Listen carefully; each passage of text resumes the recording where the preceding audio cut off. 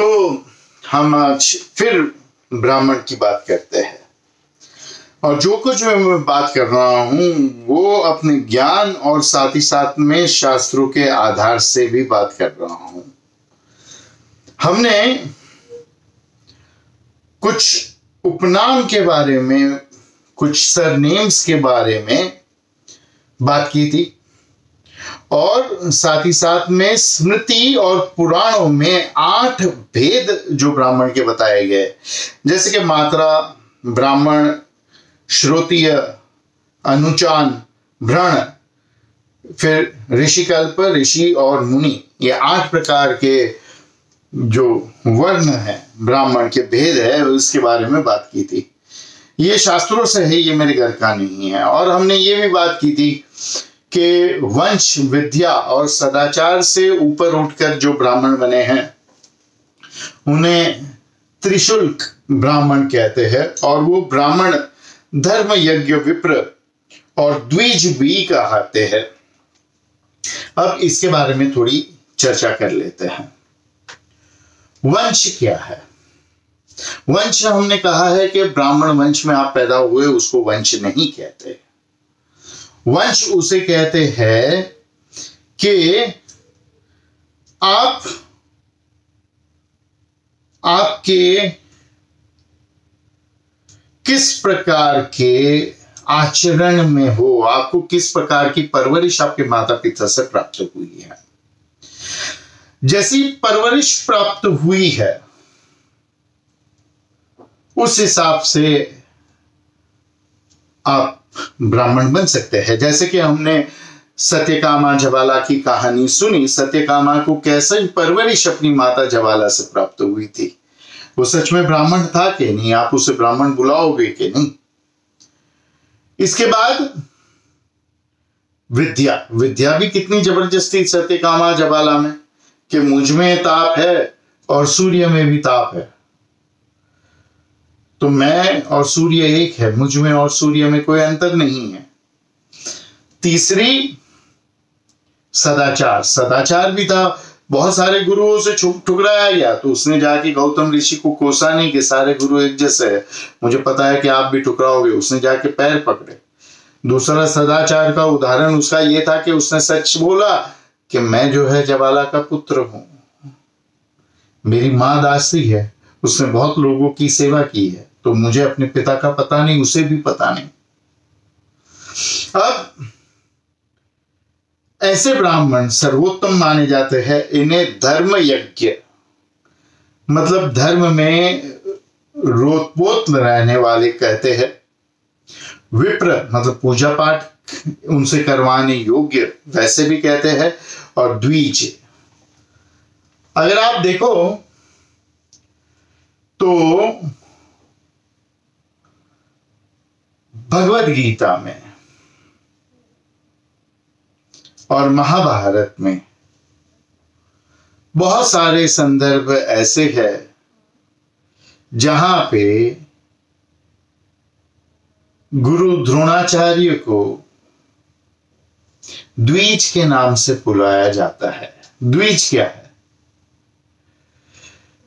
क्या ब्राह्मण थे इसके लिए द्विज बुलाया? द्विज या द्विजा का अर्थ यह है जिनका पुनर्जन्म हुआ है, अर्थात इसी जीवन में जिसका पुनर्जन्म हुआ है, अर्थात इसी जीवन में जिसको मोक्ष प्राप्त हुआ है और मोक्ष प्राप्त करके वो जीवित है, उसको द्विज भी कहते हैं।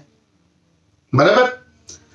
अब हमने आपको बताया था कि हम कुछ उपनाम, सरनेम की बात करेंगे ब्राह्मणों के, और आपको समझाएंगे कि ये ब्राह्मण और उनके सरनेम किस प्रकार से आए और क्या उनकी जो है पहचान सरनेम से कैसे होती है। इसके बाद जो 8 भेद बताए गए हैं ब्राह्मण के, धीरे धीरे उसके बारे में बात करना शुरू करेंगे। बीच बीच में अगर आपके प्रश्न आए कोरोना के बारे में तो कोरोना की भी बात करेंगे। तो अब हम सरनेम मतलब जो उपाधि होती है ब्राह्मण की, उसके बारे में बात करते हैं। इन उपाधियों के बारे में बात करना इसलिए आवश्यक है क्योंकि जब हम ये 8 उपनाम या 8 भेद की बात करेंगे, मात्रा इत्यादि, मुनि ऋषि, जो भी ऋषिकल्प जो भी कहा गया है, उनकी उपाधि की जब हम बात करेंगे कि ये ब्राह्मण किसे कहते हैं, ये वेदों में और शास्त्रों में और हमारे पुराणों में जो भेद दिए गए हैं और जो जो शब्द पुराणों में और शास्त्रों में लिखे गए वही शब्द मैं आपको बताऊंगा, कुछ अपना नहीं जोड़ूंगा। तो इसके हिसाब से मैं क्या बोल रहा हूं ये आपको समझ में आएगा जब आप उपाधि, सरनेम को समझने की कोशिश करेंगे। ब्राह्मणों के कुछ खास जो सरनेम है उनको हम लेते हैं और उन पे थोड़ी सी आज चर्चा करेंगे। सबसे पहले त्रिवेदी। कुछ ऐसे ब्राह्मण हैं जो शिव की सत्ता को नहीं मानते। आज भी उनके लिए त्रिदेव जो है वो वेदों के हिसाब से प्रजापति, इंद्र और ब्रह्मा जी हैं। वो चौथे वेद को, अथर्व वेद को, जो शिव से मिला हुआ है, वेद नहीं मानते। अब ये जिनका त्रिवेदी सरनेम होगा उनको भी नहीं पता होगा कि ऐसा है, इसलिए हमारा नाम त्रिवेदी है कि हम केवल 3 वेद में मानते हैं। तो उनका सरनेम जो हुआ वो त्रिवेदी हुआ। अब ये क्यों मैं आपको बता रहा हूं, क्योंकि शिव को क्यों नहीं मानते इसकी भी मैं बात करूंगा आगे। कुछ होते हैं चतुर्वेदी जो चारों वेद को मानते हैं। इसके बाद में पूजा पाठ करने वाले विप्र ब्राह्मण होते हैं, उनका नाम ज्यादातर शर्मा होता है। आप कोई भी मंदिर में जाओ और वहां पे पूजा पाठ करवाओ और ब्राह्मण का जो अगर आप नाम पूछो तो शर्मा ब्राह्मण लगभग पूरे हिंदुस्तान में दक्षिण भारत से लेकर उत्तर भारत तक, पूर्व से लेकर पश्चिम तक आपको प्राप्त होंगे। इसके बाद कौल एक उपाधि, एक सरनाम आता है ब्राह्मणों का। जो कौल तंत्र के ज्ञाता है, कौल तंत्र का जिनको ज्ञान है वो कौल ब्राह्मण होते हैं। कितनों का नाम शुक्ल होता है, जो उत्तर भारतीय पंचांग और उत्तर भारतीय शास्त्र जैसे कि शुक्ल यजुर्वेद में जिनकी रुचि और ज्ञान होती है, ऐसे ब्राह्मण के पूर्वजों की थी, तो उनका जो सरनेम हुआ, उनका जो उपनाम हुआ वो हुआ शुक्ल। कुछ लोग वेद व्यास में मानते हैं और व्यास सरनेम उनका लगता है, या तो फिर कृष्ण सरनेम भी लगता है दक्षिण भारत में, क्योंकि हकीकत में बहुत कम लोग जानते हैं कि वेद व्यास का असली नाम कृष्ण था। मतलब भगवान कृष्ण नहीं थे, लेकिन कृष्ण नाम के जो गुरु थे जिन्होंने वेदों को लिखा, क्योंकि उसके पहले तो सिर्फ वेद पढ़े जाते थे, उनका नाम कृष्ण था। बहुत सारे व्यास आए, बहुत वेद व्यास आए, और जो व्यास की परंपरा थी उनका सरनेम व्यास पड़ा। अब ये बताने का मूल कारण क्या है, इस पे थोड़ी सी चर्चा कर लेते हैं, थोड़ा जान लेते हैं, क्योंकि इससे आपको पता चलेगा कि ये बात को इतनी गहराई में क्यों ले जाता हूं। क्योंकि आगे जब हम जो ब्राह्मणों के खंड की बात करेंगे तो उसमें कुछ बात ऐसी आएगी जो आपको हजम नहीं होगी। जैसे कि हमने कल ही आपको बताया है कि रात को 12 से 3 के बीच में कुछ साधना मंत्र इत्यादि करने से बहुत ज्यादा आपको अधिक लाभ हो सकता है 20 वर्षों के लिए, और 2 इच्छाएं पूर्ण हो सकती हैं। अब इसके ऊपर थोड़ी सी और गहराई में बात करते हैं कि वेदों के अनुसार जो व्यक्ति रात को मंत्र का उच्चारण करता है या जो व्यक्ति रात को पूजा पाठ करता है वो ब्राह्मण नहीं हो सकता, क्योंकि वेदों के हिसाब से रात को पूजा करने की कोई सुविधा नहीं है। संध्या के बाद रात्रि में खासकर 12 से 3 के बीच में पूजा पाठ नहीं हो सकती। लेकिन जब हम वेद की बात कर रहे हैं तब ये ऐसा वर्णन केवल 3 वेद में है। अथर्व वेद में कुछ और लिखा गया है। अथर्व वेद जो है भगवान शिव का दिया गया है ऐसा माना जाता है। अथर्व वेद से तंत्र शास्त्र का निर्माण हुआ है। हमारे जो सनातन हिंदू धर्म के शास्त्र है वो 2 प्रकार के शास्त्र है, एक है अगम और एक है निगम। निगम शास्त्र ऋषियों के दिए गए हैं और सीधे पंथी यानी कि दक्षिण मार्ग या शुद्ध मार्ग के माने जाते हैं, और अगम शास्त्र भगवान शिव के दिए गए हैं और तंत्र मार्ग के माने जाते हैं। लेकिन यह आधा सत्य है, पूर्ण सत्य नहीं है, क्योंकि वेद जो है वो पूरे के पूरे निगम नहीं हो सकते, क्योंकि अथर्व वेद भगवान शिव के माध्यम से आया हुआ है, हमको मिला हुआ है। और तंत्र शास्त्र के सारे शास्त्र जो है वो शिव जी के मुख से नहीं आए। जैसे कि एक बहुत ही प्रसिद्ध तंत्र शास्त्र है काली विलास तंत्र। ये काली विलास तंत्र जो है वो भगवान शिव ने नहीं बोला है, मां काली ने बोला है और कृष्ण ने सुना है। तो ये काली विलास तंत्र जो है वो अलग है और वो निगम शास्त्र है, अगम शास्त्र नहीं है। पर अगम और निगम का ये फर्क आपको जब समझ में आ जाए तब हम आगे के सरनेम की बात करेंगे, जैसे कि कौल। अब जिनका सरनेम होता है कौल, वो कौल तंत्र में निपुण होते हैं, लेकिन फिर भी ब्राह्मण तो होते ही है, पर उच्च कोटि के ब्राह्मण माने जाते हैं। जैसे अग्निहोत्री ब्राह्मण होते हैं, अग्निहोत्री सरनेम के ब्राह्मण उच्च कोटि के माने जाते हैं। इसी प्रकार कौल भी, व्यास भी।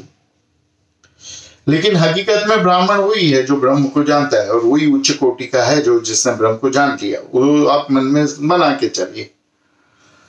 अब ये जो कौल ब्राह्मण है या जो मिश्र ब्राह्मण है, जो मिश्र तंत्र में आगे बढ़े हैं, उनका सरनेम मिश्र होता है। और जो सम्यक ब्राह्मण होते हैं वो आजकल कम मिलते हैं, होते ही नहीं है। ये मिश्र, सम्यक, कौल, इन सब को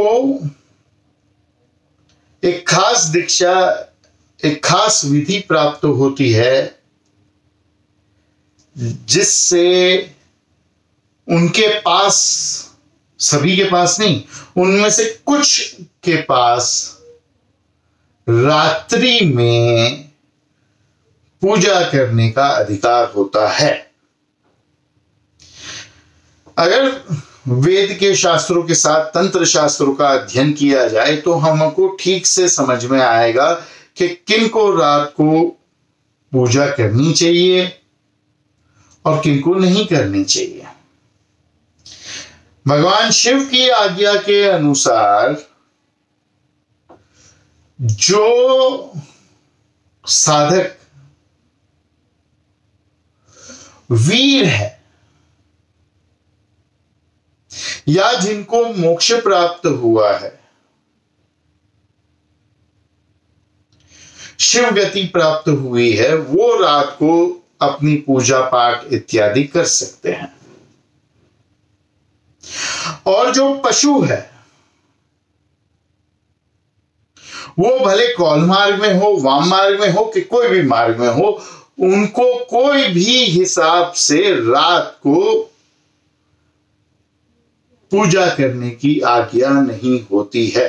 क्योंकि अभी जो मैं बोल रहा हूं और आगे जो मैं समझाऊंगा उससे, और पहले जो मैंने कहा है उससे बहुत विवाद खड़ा हो सकता है।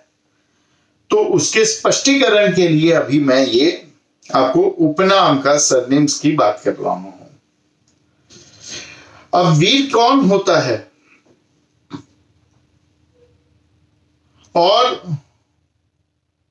पशु कौन होता है, इसकी विगत जानने के लिए कभी हम तंत्र शास्त्रों के ज्ञान को उसी प्रकार से लेंगे जिस प्रकार अभी ब्राह्मण वेद और जनों के ज्ञान को ले रहे हैं। तब विगत से बताएंगे। लेकिन पशु शब्द पाश अर्थात रस्सी से आया हुआ है। जो बंधा हुआ है अपने शरीर से, अपनी इंद्रियों से, अपनी वासनाओं से, वो पशु। जिसको मार्गदर्शन देने की आवश्यकता है, जिसको अनुशासन समझ में नहीं आते, वो पशु। जिसको शासन करना पड़े, वो पशु। जिसको अनुशासन समझ में आ गया कि मेरी लिमिट क्या है, मेरे डिसिप्लिन क्या है, उसके ऊपर रूल करने की जरूरत नहीं होती है। ज्यादातर पशु ही होते हैं। पशु मतलब जिसको गाइडेंस की जरूरत है, जिसको बांधने की रस्सी से जरूरत है, वो पशु। उम्मीद करता हूं आप समझ रहे हैं मैं क्या बोल रहा हूं। तो जब मैं कुछ चीजों का आपको वर्णन करूंगा कि जैसे उपदेवी देवताओं की पूजा जो करते हैं वो ब्राह्मण नहीं, जो मादक द्रव्यों का सेवन करते हैं वो ब्राह्मण नहीं, तो उसमें वीरों को और मोक्ष प्राप्त किए हुए ब्राह्मणों को, जो कौल मार्ग में है, वाम मार्ग में है, सिद्ध मार्ग में है तंत्र के, उनको नहीं गिना गया है। उनकी बात में नहीं कर रहा हूं, ना ही मैं कोई हूं उनको कहने वाला कि आप गलत कर रहे हैं रात को पूजा पाठ मंत्र उच्चारण करके, क्योंकि उनको आज्ञा तो भगवान शिव ने दी है। अब भगवान शिव के ऊपर है कौन जो उनका खंडन करे, जो उनके बात को कहे कि गलत हो, तुम ब्राह्मण नहीं हो। तो ये उनकी बात नहीं होगी। अब फिर से लैपटॉप लेते हैं और पहले खंड के बारे में हम बात करते हैं। पहला खंड जो है वो है मात्र। अब मात्र खंड क्या है? ये ब्राह्मण जो है, ये शास्त्रों से मैं कह रहा हूं, अपने घर की बात नहीं कर रहा हूं, अपने विचार सोच की भी बात नहीं कर रहा हूं। ये केवल जाति के ब्राह्मण होते हैं, लेकिन कर्म से ब्राह्मण नहीं होते, और इसीलिए इन्हें ब्राह्मण नहीं कहना चाहिए। ये शास्त्र में कहा गया है। ब्राह्मण कुल में जन्म लेने से कोई ब्राह्मण नहीं कहलाता। ये भी शास्त्रों में लिखा गया है, पुराणों में, शास्त्रों में। बहुत से ब्राह्मण ब्रह्मोचित उपयान संस्कार और वैदिक कर्म से दूर है, तो वे वैसे मात्र है। उनमें से कुछ तो ये भी नहीं है, मतलब मात्र जो है ना, ये सबसे छोटी में छोटी जाति है ब्राह्मण की, सबसे लघु जाति मानी जाती है ब्राह्मण की, मात्र। लेकिन कुछ तो वो भी नहीं, उसमें भी नहीं आते। और मात्र की जाति जो है, मात्र ब्राह्मण जो है, वो केवल शूद्र है। वे तरह तरह के उपदेवी देवताओं की पूजा करते हैं और रात्रि के क्रियाकांड में लिप्त रहते हैं। वे सभी राक्षस धर्मी भी हो सकते हैं। समझ में आया मैं क्या कह रहा हूं? तो शास्त्र कहता है कि जो मात्र ब्राह्मण है वो बिल्कुल ब्राह्मण है ही नहीं। अब आज थोड़ा सा समय है तो दूसरे प्रकार के ब्राह्मण की भी बात कर रहे थे। दूसरा जो खंड ब्राह्मण का है वो है ब्राह्मण। इसमें कहा गया है ईर्ष्यावादी, वेद पाठी, ब्रह्मज्ञान, सरल, एकांत प्रिय, सत्यवादी और बुद्धि से दृढ़ होते हैं, वे ब्राह्मण कहे गए हैं। तरह तरह की पूजा पाठ आदि पुराणों के कर्मों को छोड़कर जो वेद सम्मत आचरण करते हैं वह ब्राह्मण कहे गए हैं। अब इसको जो है और थोड़ा गहराई में जानते हैं। तीसरे प्रकार की जो श्रोणी है उसको भी आज ही ले लेते हैं। यह तीसरे प्रकार की श्रोणी जो है स्मृति, ये इसको कहते हैं श्रोतीय, सुन के जो ब्राह्मण होते हैं। श्रोतीय स्मृति के अनुसार जो कोई भी मनुष्य वेद की किसी भी एक शाखा, मतलब वेद की अनेकों शाखा है, को कल्प और 6 अंगों सहित पढ़कर ब्रह्मोचित 6 कर्म में संलग्न रहता है, वह श्रोतीय ब्राह्मण कहलाता है। समझिए। अब आगे की जो चर्चा है वो कभी और दिन करेंगे। आज 3 प्रकार के खंड, 3 प्रकार के आपको हमने ब्राह्मण बताए। अब चलते हैं आगे की और कृपा करके इसको अपने जीवन में उतारिए और सभी को इस ज्ञान से परिचित कराइए। सबको कहिए कि आकर इस वीडियो को देखें।